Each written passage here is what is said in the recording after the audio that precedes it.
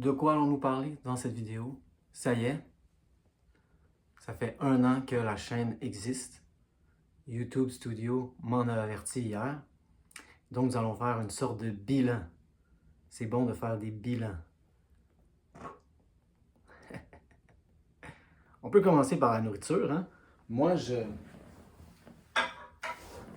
comme la plupart des gens, quand j'étais en douleur chronique, ils ont appelé ça fibromyalgie, j'ai essayé plein de trucs alimentaires. J'ai arrêté de manger du gluten, j'ai arrêté de manger des produits laitiers. Mais dès que j'ai compris le concept du reconditionnement de la douleur, c'est une des premières choses que j'ai faites. Je me suis dit, c'est ça, c'est mon cerveau, ça n'a pas rapport avec le gluten, ça n'a pas rapport avec les produits laitiers. Et non seulement c'est inutile, mais ça envoie le mauvais message à mon cerveau. Par contre, je ne mange pas beaucoup de sucre. Hein, j'ai fait une exception, je suis allé à l'épicerie, j'ai acheté un petit gâteau pour me gâter. Un gâteau pour me gâter. Gâtons-nous quelquefois, mais le sucre, ça je vous laisse faire vos propres recherches, c'est pas bon le sucre. J'en mange le moins possible des desserts. Et je fais une petite exception, je vais peut-être manger le gâteau, je ne vais pas le gaspiller. Mais c'est ça, je voulais commencer avec ce message-là. Je mange du gluten, je mange des produits laitiers. C'est pas comme si je fais des orgies de gluten, mais je ne m'empêche pas parce que ce n'est pas ça, la douleur chronique neuroplastique. Ça n'a pas rapport avec le gluten ou les produits laitiers. Donc, je voulais commencer avec ça.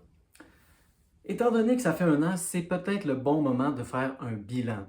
Et ça, c'est vraiment excellent dans le processus du reconditionnement de la douleur, mais dans la vie en général, même s'il faut apprendre à vivre dans le présent, faire un bilan, c'est vraiment important, surtout pour faire ce que j'appellerais célébrer les victoires, mais plus précisément, célébrer les petites victoires. C'était très important dans mon processus et ce l'est encore pour moi. Pourquoi? Parce que on a tendance à prendre nos gains pour acquis. C'est la nature du cerveau. Le cerveau s'habitue rapidement. On peut s'en servir ça à notre avantage, mais ça peut aussi être à notre désavantage. Le fait que le cerveau s'habitue. On s'habitue à la douleur. Ça devient une habitude. Mais on s'habitue aussi à nos gains. On ne s'en rend plus compte et on les prend pour acquis. Et c'est pour ça que c'est bon, des fois, de faire un bilan. Et c'est pour ça, dans mon expérience, que c'est bon d'avoir un thérapeute. Je vais en parler dans cette vidéo de ma relation avec la thérapie. Mais moi, j'en ai un particulièrement qui vraiment prend le soin de me faire célébrer mes victoires, mes petites victoires. Et souvent, lui, il prend des notes, il ressort son cahier de notes. Et là, il me cite, il cite l'ancien moi pour me faire voir à quel point j'ai progressé. Parce que des fois, je l'oublie. Je stagne, je ne progresse plus, il me semble que je n'ai pas progressé. Il va dire, oh, attends, on va ressortir le cahier. Il sort le cahier. Et là, je ne vais prendre qu'un exemple, la chaîne, mais il y en a tant, il y a tant d'exemples. Il me donne la date. Donc, j'ai commencé la chaîne le 30 juin 2024. Wow! Et là, il va prendre, pardon, un extrait du mai 2024. Et là, il me dit, je suis terrifié de faire des vidéos YouTube. Terrifié.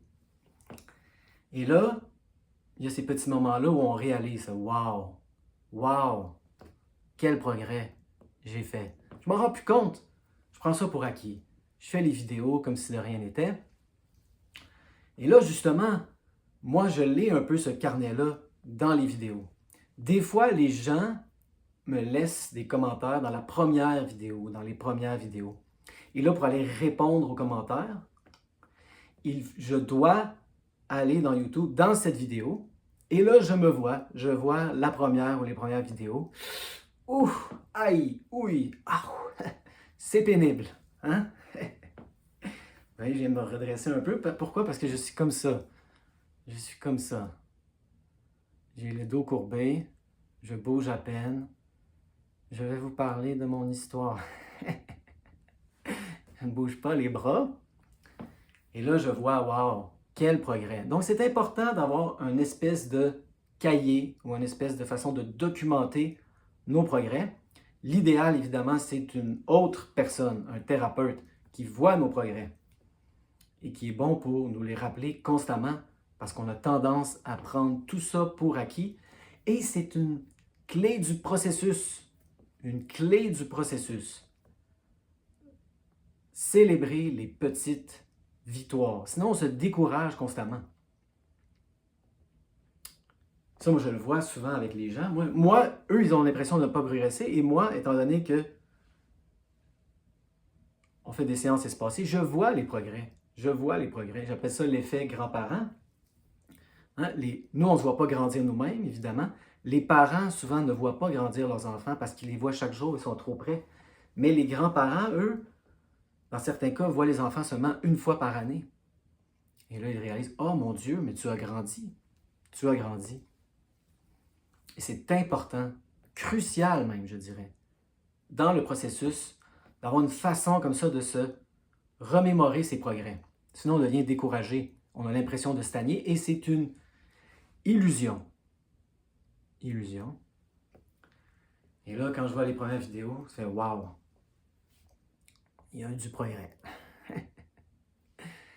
Des fois même, j'ai l'impression maintenant d'atteindre l'état de flow, hein, comme nous dit Mihaly Csikszentmihalyi. Je ne sais pas si je prononce bien le nom. Je l'ai déjà entendu, je fais de mon mieux pour le reprononcer. Connaissez-vous ça, l'état de flow? Lui, ce qu'il nous dit, c'est ça, c'est que si une tâche est trop difficile, c'est difficile, on ne peut pas atteindre l'état de flow, justement. Mais si c'est trop facile également, on n'est pas dans l'état de flow. Ça prend un challenge, mais pas un trop gros challenge. Et pendant longtemps, j'ai l'impression avec les vidéos d'avoir atteint l'état de flow. Au début, c'était très pénible, très difficile. Et là, j'ai commencé à être de plus en plus à l'aise. Là, j'ai l'impression de plus en plus de pouvoir atteindre l'état de flow pendant les vidéos. Mais des fois, j'ai l'impression que justement, c'est peut-être devenu un peu trop facile et que je suis en pilote automatique. Et là, je me demande, ça fait 1 an, est-ce que je devrais changer de formule, peut-être essayer d'interviewer des gens? Lily Rhodes m'a contacté et elle m'a dit on pourrait peut-être faire une collaboration. Et j'étais résistant au début, toujours la résistance. J'étais résistant à faire les vidéos. Lorsque j'ai commencé à faire les vidéos, j'étais résistant à même activer les commentaires. Donc remarquez ça en vous, la résistance au changement. Des fois, on aime ça, rester dans notre petite zone de confort. Donc je réfléchis à tout ça. Qu'est-ce que ça veut dire?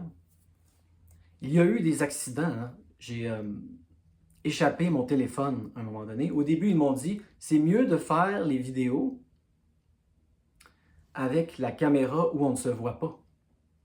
Elle est de meilleure qualité. C'est comme ça que j'ai commencé. J'ai échappé mon téléphone sur le sol. J'ai brisé ces caméras. Il y en a plusieurs maintenant. Un peu décalant, hein? Tout ça. Là, je me dis, oh non, oh quel désastre. J'ai brisé la caméra. J'ai brisé les caméras de qualité supérieure. Et là, j'ai commencé à me servir de cette petite caméra. Et là, je me voyais comme ça sur l'écran. Et j'ai commencé à me servir plus de mes mains. Et je crois que ça a grandement augmenté la qualité des vidéos. Donc, c'est une espèce d'accident. Oh non, j'ai brisé la caméra, quel désastre.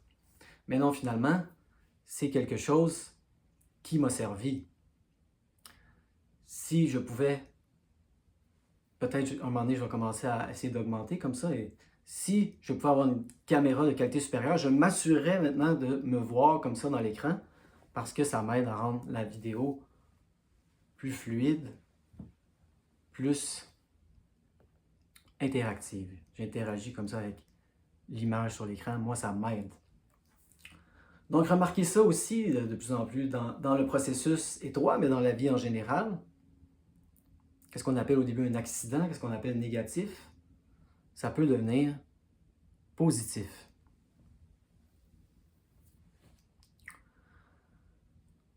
Donc, wow, 1 an. Quelle année quand j'y pense. Quelle année. C'est une vidéo totalement improvisée, ça se peut qu'il y ait des longueurs, des fois, désolé. Ça se peut que je prenne des détours. Quand j'y pense, c'est vraiment incroyable des fois comment tous les progrès qu'on peut faire comme ça dans 1 an sans s'en rendre compte. Souvent, je ne m'en rends pas compte. Mais c'était toute une année. Au début, mon but était très humble. Je l'ai dit dès la première vidéo. Si je peux aider seulement une personne, ça va avoir valu la peine. Et je considère en ce moment que c'est mission accomplie dans ce sens-là. Il y a des gens que j'ai aidés. Et là, j'ai commencé à dire aux gens, vous pouvez m'interpeller dans des séances. Ça aussi, c'était difficile. C'était un nouveau niveau. Et au début, évidemment, on va parler de plusieurs syndromes dans cette vidéo. J'avais le syndrome de l'imposteur. Je l'ai toujours eu dans ma vie, mais là, il était plus aigu qu'à l'habitude. Évidemment, ce qu'on apprend lorsqu'on est là-dessus, le syndrome de l'imposteur, c'est que ce n'est pas noir ou blanc. C'est pas je l'ai pas ou je l'ai, c'est un spectre, le syndrome de l'imposteur. Beaucoup de gens, durant leur vie, vont l'avoir à certains degrés. J'en parlais à ma mère l'autre jour, elle me disait, ben oui, c'est ça, moi, quand je changeais de poste à mon travail, elle a monté dans la hiérarchie, à chaque nouveau niveau, j'avais le syndrome de l'imposteur. Je vais être démasqué. Ils vont se rendre compte que je ne suis pas assez compétente. Donc, j'ai eu et je l'ai encore le syndrome de l'imposteur. Mais c'était très intéressant de parler aux gens. J'ai été honnête dès le début, je vous le disais, je ne suis pas un coach, je ne suis pas un thérapeute. Je suis simplement quelqu'un qui a réussi lui-même à éliminer sa douleur chronique. Et j'ai fait beaucoup de lectures, j'ai beaucoup recherché sur ce sujet. J'ai regardé, pas toutes les vidéos, mais presque toutes ceux que j'ai pu regarder. Donc, j'ai une grande connaissance dans le sujet, mais je ne suis pas un coach, je ne suis pas un thérapeute. J'avais le syndrome de l'imposteur. Mais il y a des gens qui me disent que les séances les ont aidés. Il y a des gens à qui je parle une seule fois, 2 fois, je ne les revois plus. Et là, c'est apprendre à lâcher prise. Au début, il y avait des gens que je voyais fréquemment. Et là, j'ai réalisé que ce n'est pas bon de voir les gens trop fréquemment. Pas pour moi, en tout cas. Il faut espacer les rencontres pour justement que la personne ait le temps d'avoir des révélations, pour qu'il se passe des choses. Et pour que moi, je puisse avoir ce que j'ai déjà nommé dans cette vidéo, l'effet grand-père. Ça, j'adore ça. Quand ça fait longtemps que je n'ai pas vu quelqu'un, et là, je fais « Wow! Wow! Quelle amélioration! » Même si souvent la personne elle-même ne le voit pas. À un moment donné, il y a beaucoup de gens qui m'ont contacté, même un peu trop. Je dis, oh, il commence à avoir pas mal de courriels. Et je me sentais un peu dépassé, pour être honnête. Et là, j'ai commencé à faire mon cours. Et là, j'ai pris un peu de recul. J'ai commencé à faire moins de vidéos. Peut-être lancer le message que c'était un peu trop. Je ne sais pas pourquoi, mais peu importe la raison, il y en a eu moins. Moins de gens m'interpellent ces temps-ci. Et c'est correct comme ça, il y a un bon nombre. Comme la semaine dernière, c'est intéressant, la semaine dernière, 2 personnes ont entré en contact avec moi. Une personne, mercredi, m'a dit, j'ai l'impression, cette personne disait, je vais mieux en passant, ça c'est une bonne nouvelle, j'ai l'impression de ne pas en faire assez. Et là, une autre personne a communiqué avec moi, et dès le courriel initial et durant la session, c'était vendredi, la personne a dit « Moi, j'ai l'impression de trop en faire. » Donc, c'est intéressant et c'est ça. Et tout le monde vient vraiment d'un côté différent. Très différent dans ce cas-ci. Je dirais même carrément opposé. Hein, j'en fais pas assez. J'en fais trop. Dans mon expérience, les deux sont possibles. Et moi, j'ai été des 2 côtés du spectre comme ça. À un un moment donné, j'en en faisais pas assez. Je faisais rien, en fait. Initialement, j'étais chez moi, j'étais en douleur. Je ne faisais rien. J'ai commencé à faire. Et là, évidemment, il y a faire les mauvaises choses. Ça, on peut en parler. Mais même les bonnes choses, on peut trop en faire. Et là, le processus pour moi, ça a été d'en faire de moins en moins. Jusqu'à ce que j'arrive à ne plus rien faire. J'en suis arrivé à ça. Pourquoi? Parce que j'ai réalisé la douleur neuroplastique n'est pas un problème à régler. Il n'y a rien à faire. Et là, vous pouvez dire, tu aurais pu prendre une machine à voyager dans le temps, aller voir ton vieux moi et lui dire, tu n'as rien à faire. Il n'y a rien à faire. Pourquoi avoir traversé toute cette montagne? Et de plus en plus, ce que je réalise, c'est que la montagne a été nécessaire pour moi. Il a fallu que je fasse des choses. J'acquiers des outils, j'acquiers des techniques, des stratégies. Et là, il a fallu que je me débarrasse tranquillement, graduellement, un par un, des outils. Ah, j'ai pas besoin de ça. Ah, j'ai pas besoin de ça. Ah, wow! Ça, c'est un peu une béquille. Jusqu'à ce que j'arrive à de moins en moins, jusqu'à ce que j'arrive à rien. Il n'y a rien à faire. Je peux simplement vivre ma vie. Mais on peut faire les mauvaises choses.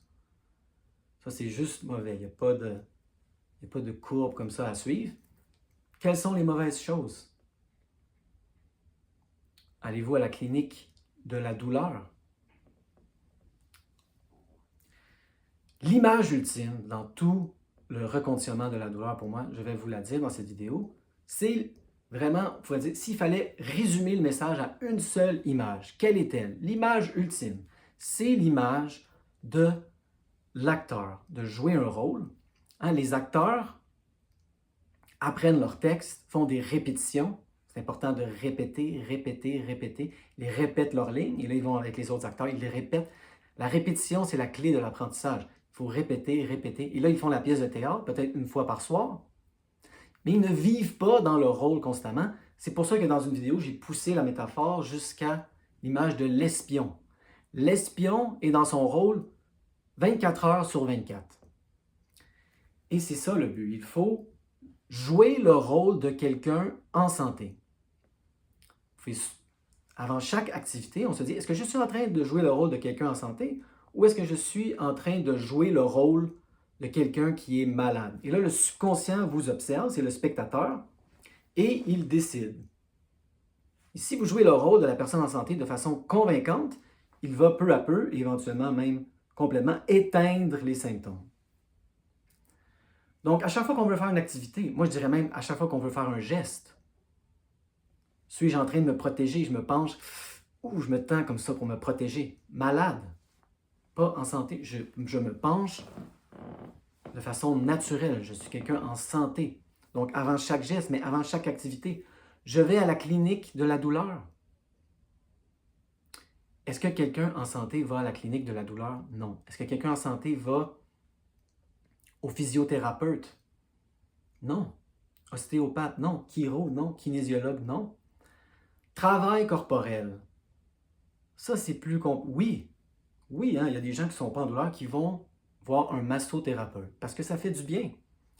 Et moi, faites ce que vous voulez avec mes opinions, je ne suis absolument pas contre le travail corporel. Je dirais, essayez de trouver un travailleur corporel qui ne vous met pas dans l'état d'esprit structurel. Hein, quand il commence à vous dire, tu as mal là parce que ça tire sur ci ou ça tire sur ça. Mais malheureusement, je n'ai jamais réussi à en trouver qui ne le faisait pas au moins un peu. Donc, on va en parler. Dans ma courbe descendante, moi, j'ai arrêté le travail corporel pendant longtemps parce qu'il me mettait dans le mode structurel. Mais plus j'étais fort, plus je comprenais le concept, j'ai repris un moment donné le travail corporel parce que j'aime ça. J'aime le toucher apaisant. Ça me fait relaxer. Et à un moment donné, j'étais assez fort pour ignorer leurs propos. Mais la personne, justement, qui me disait ne pas en faire assez, a commencé la fasciathérapie. Là, si vous écoutez mes vidéos, vous savez que j'ai une relation complexe avec la fasciathérapie, mais c'est excellent. C'est ça, tout le monde vient d'un angle différent. Moi, j'en ai trop fait et je considère que ça fait partie de mon processus. Et ça peut être de la méditation. Les gens, pas juste en douleur chronique, mais en Occident en général, on est trop dans notre tête. Et quand je faisais de la fasciothérapie, le relâchement myofascial, la thérapeute était excellente. Elle m'a ramené dans mon corps. J'étais toujours dans ma tête. Elle me touchait. Et elle était vraiment très bonne. Je ne sais pas comment elle faisait, mais chaque fois que je partais, je commençais à penser à l'épicerie, payer les taxes, les impôts. Elle me disait, t'es pas là, reviens. Et là, je revenais dans mon corps. Et je sentais, dépendamment d'où elle me touchait, différentes émotions remontaient. Donc, ça peut être excellent, ça. Ça peut faire partie de votre espèce de montée ascendante si vous voulez vous comparer à ma courbe. Mais on peut faire des choses qui sont excellentes, comme moi, je suis un grand fan, comme vous le savez, du repérage somatique. Ça fait partie des bonnes choses à faire. Mais est-ce que c'est faire le repérage somatique? Ne serait-ce pas plutôt apprendre à être? On dit je fais un repérage somatique, mais c'est apprendre à... Il n'y a rien à faire, c'est être avec les symptômes. Et ça, en passant, je voulais l'adresser. Je ne fais plus de vidéos de repérage somatique. Pourquoi? Parce que c'est un peu une victime du succès, au sens où YouTube maintenant met des publicités au milieu des repérages somatiques. Les gens me l'ont dit et je l'ai remarqué moi-même. Et là, quand j'ai vu ça, j'ai arrêté d'en faire. Si vous allez dans liste de lecture, playlist, dans ma chaîne, vous allez voir une liste justement de mes repérages somatiques. Et là, je les laisse, hein, c'est une bonne base. Vous pouvez vous en servir pour apprendre comment le faire vous-même. Le faire. Comment être avec les symptômes par vous-même, avec ma voix. Et là, ignorez malheureusement la publicité. Désolé. Mais ce n'est pas parce que je n'en fais plus que je ne veux pas, comme je le fais en ce moment, mettre de l'emphase là-dessus. Moi, ça a été très important, le repérage somatique. J'en faisais, on va utiliser ce verbe controversé, j'en faisais beaucoup. Très important. Je faisais de la cohérence cardiaque, je faisais de la méditation. Faire. Et là, à un moment donné, j'ai commencé à réaliser que je faisais beaucoup de choses. Et Dan Buglio, qui était très important dans mon processus, a dit, quand quelqu'un dit, mettons, est-ce que je devrais faire de la méditation? Et là, il leur pose la question, si tu n'avais plus de douleur, ferais-tu de la méditation? Et là, des fois, les gens répondent, ben non, ça ne me tente pas. N'en fais pas. C'est ça qu'il leur dit, lui. N'en fais pas. Et j'étais de plus en plus d'accord avec ça. J'ai réalisé qu'en faisant toutes ces choses, oui, ça m'a aidé. J'ai dû faire des choses. Mais à un moment donné, il a fallu que j'arrête. Et je n'étais pas sûr de la réponse à cette question. Est-ce que je ferais de la méditation si je n'étais pas en douleur chronique? Je ne connaissais pas la réponse. J'ai commencé à faire de la psychothérapie et ça, j'étais sûr de la réponse. Est-ce que je ferais de la psychothérapie si je n'étais plus en douleur? Oui. Donc, j'ai continué. C'était un oui retentissant. Et la preuve que c'était vrai, je ne suis plus en douleur et je continue à faire de la psychothérapie. On va en parler. Très important. Je faisais. Et j'ai commencé à faire de moins en moins. Je faisais de moins en moins de repérage somatique. J'ai arrêté de faire de la méditation. J'ai arrêté de faire des choses et je réalisais, je n'ai qu'à vivre, je n'ai pas de problème. Ma douleur est partie, je ne faisais rien à la fin. Et là, j'ai recommencé à faire de la méditation. Parce que, et c'est ce qui est émergé dans la session avec la personne qui en faisait pas assez, on peut adresser ici le concept de la fausse alarme. La douleur, on dit souvent, est une fausse alarme. L'alarme sonne, douleur. Qu'est-ce que ça veut dire? Nous, notre premier réflexe en Occident, c'est de dire il y a du dommage corporel. J'ai mal au coude, donc il y a quelque chose d'endommagé, de brisé dans mon coude. Et là, lorsqu'on commence à vous parler de la douleur neuroplastique, on vous dit c'est une fausse alarme. Il n'y a pas de dommage dans votre coude. Mais est-ce que c'est une bonne image, la fausse alarme? Peut-être que dans le fond, c'est une alarme pour autre chose. Ce n'est pas une alarme qui vous dit que votre coude est endommagé, mais c'est une alarme qui vous dit qu'il y a quelque chose d'autre, de plus profond à adresser. Donc, peut-être qu'il y a des choses à faire dans ce sens-là, hein, pour adresser ces choses plus profondes. Mais comme je dis souvent dans la chaîne, ne pas attendre que ces choses soient adressées, pour se dire, quand je vais avoir adressé ces choses, là, je ne serai plus en douleur. On entame le processus émotionnel, ça c'est très important pour moi, mais ce processus est infini. Vous allez le faire jusqu'à la fin de vos jours. Il n'y a pas de fin au processus émotionnel, donc vraiment enlever cette illusion, je vais éliminer ma douleur quand je vais avoir réglé tous mes problèmes émotionnels. C'est impossible, c'est infini, c'est des couches. J'ai jamais rencontré une personne dans ma vie qui dit « Ah oui, oh wow, t'as fini le travail, bravo, c'est accompli. » Il y a toujours du travail à faire. Donc on l'entame, mais c'est assez dans mon expérience, entamer, aller dans la direction générale pour dire à notre cerveau « J'ai compris le message. » Et c'est là que l'image, la métaphore de l'alarme devient intéressante, ou si on le voit ça comme un messager.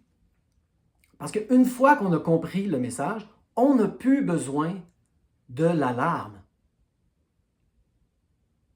Si on prend l'image du feu, OK, il y a un feu, je peux éteindre l'alarme, je suis au courant maintenant du feu. Ou si on prend l'image d'un messager, le messager vient nous dire, il y a un problème. Ce n'est pas structurel, ce n'est pas votre coude qui est endommagé, mais il y a un problème plus profond à adresser. Peut-être pas appeler ça un problème, mais des thèmes. Il y a des thèmes à adresser. Hein? Et là, qu'est-ce qu'on dit au messager? OK, j'ai compris le message. Tu peux t'en aller. Une fois qu'on a compris le message, le messager peut s'en aller. Pourquoi le messager resterait là? Il reste là. Il vous dit le message. OK, j'ai compris. Et là, il reste là. Ah, en passant, hein, il y a quelque chose qui va... Oui, oui, j'ai compris. J'ai compris. Tu peux t'en aller. Vous pouvez éteindre l'alarme. J'ai compris le message. Il y a un feu. Ce n'est pas structurel. C'est une autre sorte de feu. Et on commence à l'adresser et on va l'adresser le reste de notre vie. Et c'est assez d'aller dans la direction générale. Ça, c'est un des messages les plus importants de ma chaîne. On fait le reconditionnement de la douleur étroit. On fait le processus émotionnel en parallèle. On n'a pas besoin d'attendre d'avoir fini le processus émotionnel parce qu'il n'y a pas de fin. Et ça a été crucial dans mon reconditionnement de la douleur. Mon cerveau a fait des liens. Ah, l'anxiété, ça montre mes symptômes. Ah, l'insomnie, ça montre mes symptômes. J'ai brisé ces liens. Non, il y a des gens anxieux qui ne sont pas en douleur. Il y a des insomniaques qui ne sont pas en douleur. Pas besoin de la douleur. Pas besoin de la douleur. Et là, ma douleur est disparue. Je ne faisais plus rien. Et là, comme j'en ai discuté dans les dernières vidéos, pendant une longue période, j'avais plus d'anxiété, presque plus d'anxiété, comme la personne moyenne. La personne moyenne a de l'anxiété. Ce n'est pas normal d'être en douleur neuroplastique chronique. La douleur, c'est supposé nous avertir. Ouch, il y a un dommage, il y a quelque chose qui ne va pas. Sinon, on n'a pas besoin de la douleur. Mais l'anxiété, un certain niveau d'anxiété, c'est normal. Et là, je suis en train d'accepter ce message-là. Pendant longtemps, je n'avais pas d'anxiété parce que je restais dans ma zone de confort. J'avais une nouvelle zone de confort, j'en profitais, je ne faisais pas grand-chose.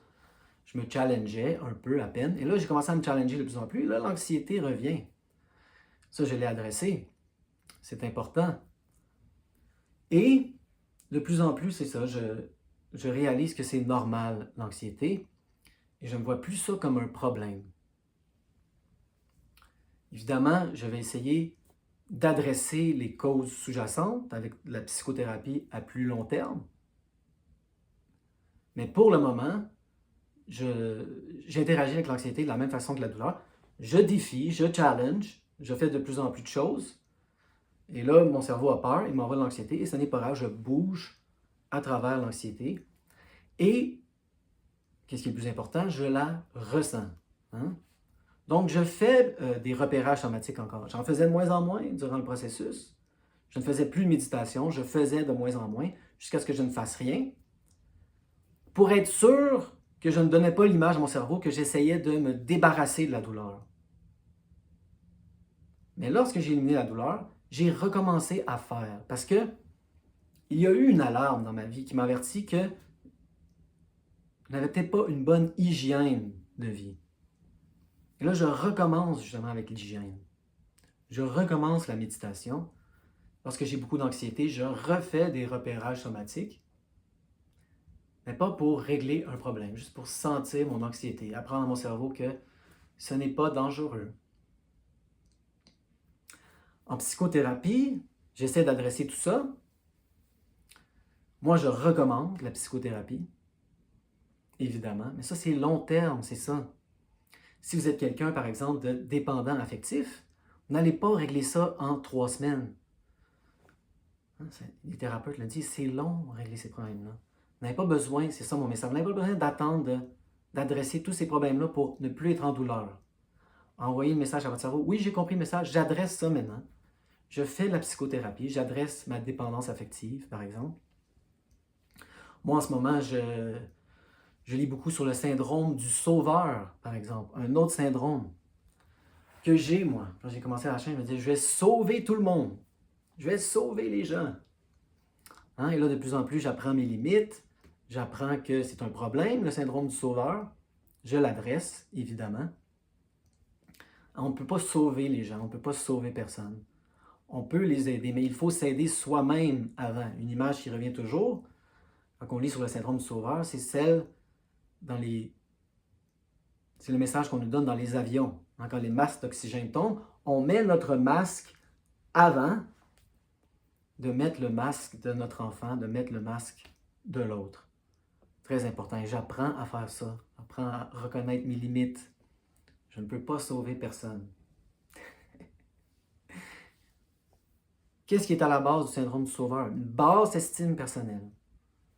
De la honte, de la culpabilité. Là. Si j'aide les autres, même si ça va plus loin que l'aide, si je sauve les autres, ça va remonter mon estime personnelle, je vais être une bonne personne. Mais évidemment, c'est une valorisation externe. Et ça ne fonctionne pas. Soit que on s'épuise, il y a le burn-out, où les gens ont été aidés et là s'en vont, et là on ne se sent pas apprécié. Il y a beaucoup de côtés négatifs au syndrome du sauveur. Et là, j'adresse tout ça en psychothérapie. Voici quelque chose de très intéressant que j'ai lu à plusieurs reprises. Et c'est peut-être même contre-intuitif.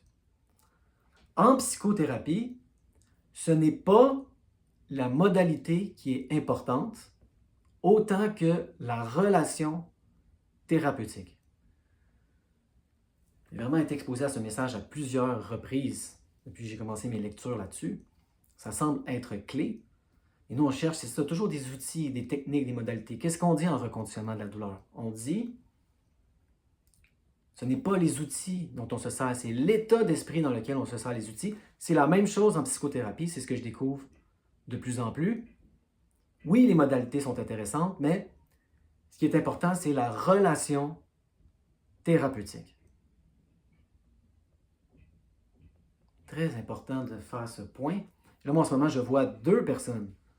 Le gouvernement m'a donné de la psychothérapie gratuite. Je l'ai adressée brièvement dans quelques vidéos.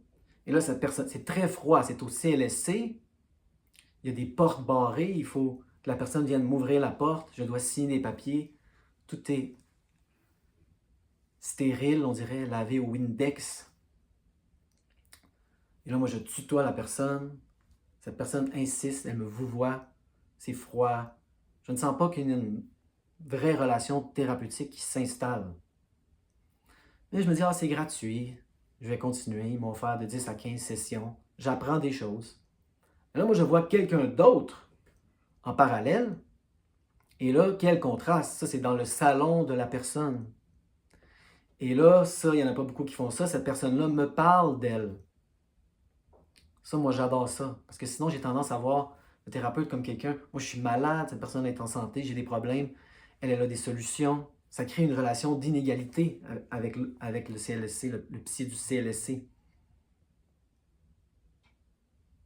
Et là, avec l'autre qui est un counselor, lui, c'est ça, lui, il ne me vouvoierait pas. C'est en anglais, donc les Anglais ne vous voient pas, mais si c'était en français, je peux vous le dire, il ne me vouvoierait pas parce qu'il vient justement du milieu de la réhabilitation à la drogue. Lui, c'était un héroïnomane. Donc moi, ça, j'aime ça connaître l'histoire de la personne. C'est comme, waouh, tu étais un héroïnomane au plus bas de l'échelle sociale et là, tu es rendu un thérapeute. Il me parle, lui, de sa vie un peu quand c'est approprié et ça m'aide énormément à ne pas me voir comme malade et lui, il est en santé. Je suis comme un client, un patient et lui, c'est comme un thérapeute.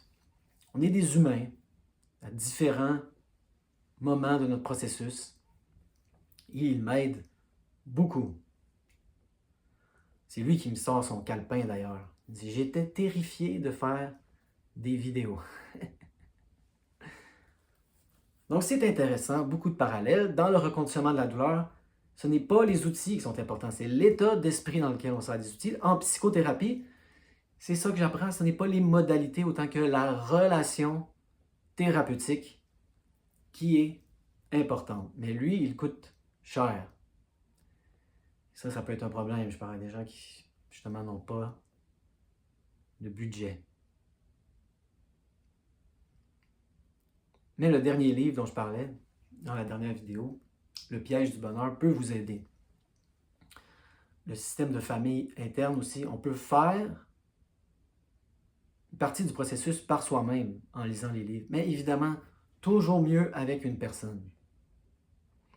En même temps, moi, des fois, j'ai parlé à des gens qui sont en psychothérapie depuis 10-15 ans. Une dame me disait, ça fait 15-20 ans que je suis en psychothérapie.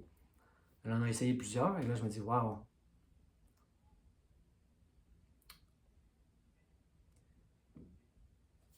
Des fois, je doute de l'efficacité de certains thérapeutes et ça coûte cher. Dans mon expérience, il faut magasiner les thérapeutes. Ne pas voir ça comme une erreur ou une perte d'argent. On va voir un thérapeute et là, c'est pas le bon. Ah, j'ai perdu mon temps, j'ai perdu de l'argent. Non, c'est un processus, ça prend, dans mon expérience, plusieurs essais à trouver les bonnes personnes. Et là, peut-être, en plein milieu du processus, il va falloir changer. Oui, il faut établir une bonne relation thérapeutique solide, mais des fois, les relations font leur temps et là, quelqu'un d'autre, avec un autre angle, un autre point de vue, peut nous amener sur des nouveaux chemins, des nouvelles révélations. 37 minutes. Je savais qu'elle allait être longue, celle-là. Une espèce de récapitulation de l'année. Donc, que pourrait-on dire en conclusion de ce bilan? Quelque chose que je dis souvent, j'espère que cette vidéo a été utile. Je prends les demandes spéciales. Si vous avez une demande spéciale pour un sujet, ça je le fais toujours. Vous pouvez communiquer avec moi à cette adresse, courriel. Je réponds au courriel. Des fois, ça prend quelques jours. Je ne réponds pas au courriel à chaque jour. Vous pouvez m'interpeller pour une séance, si ça vous intéresse. Si personne ne m'interpellait, je continuerai quand même à faire des vidéos. Parce que c'est ça qui a fonctionné pour moi. Hein? Les vidéos YouTube. Tout le monde est différent. Ça ne veut pas dire que ça va fonctionner pour vous, mais moi, c'est pour ça que j'en fais autant, que j'en ai fait autant. Et là, à un moment donné, j'étais vraiment en mode, il faut que j'en fasse le plus possible. Parce que moi, ça m'en a pris des centaines. C'est ça qui a fonctionné pour moi, les vidéos YouTube. Je n'ai parlé à personne, moi, dans le processus. Et jusqu'à un certain point, ça m'a aidé. Souvent, j'avais tellement de tentations. Si seulement je pouvais parler à Tanner Merton, si seulement je pouvais parler à Jim Poussat, si seulement je pouvais parler à Dan Buglio. Mais il y avait des obstacles, il y avait des choses qui m'en empêchaient. Et je suis content avec le recul. Il a fallu que je trouve mes propres solutions. Et moi, je ne suis pas en train de vous dire ne me contactez pas, ne contactez pas personne. Moi, je conseille aussi de voir des psychothérapeutes. Moi, je ne suis pas un psychothérapeute, je ne suis pas un coach. Je suis seulement quelqu'un qui a réussi, qui a beaucoup absorbé de matériel sur la question. Donc c'est ça, on peut parler, mais il faut vraiment espacer les sessions dans mon expérience pour qu'il se passe des choses, pour qu'on découvre les choses par nous-mêmes dans le reconditionnement de la douleur. Tandis qu'en thérapie, surtout en psychothérapie, au début, lorsqu'on entre dans le processus, la régularité est très importante dans mon expérience. Ça, c'est chaque semaine. Je parlais à des gens même qui en faisaient plus qu'un par semaine au début. Donc, c'est différent. Mais le reconditionnement de la douleur, ce n'est pas de la psychothérapie. Moi, je suis encore en psychothérapie. J'essaie de faire le processus émotionnel long. Pas besoin de le finir, il ne sera jamais fini pour éliminer notre douleur. Ça peut aider. Ce n'est pas crucial. Ah, il faut que je règle tous mes problèmes émotionnels pour ne plus être en douleur.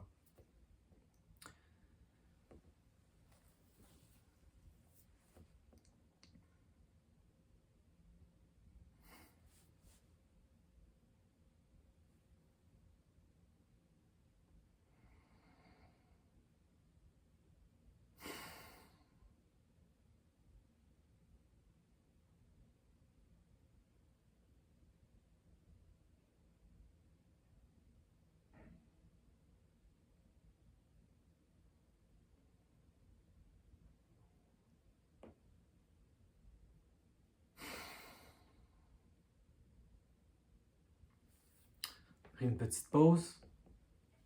Je n'en prends pas assez dans les vidéos. Dan Buglio, lui, commence toujours la vidéo par une pause.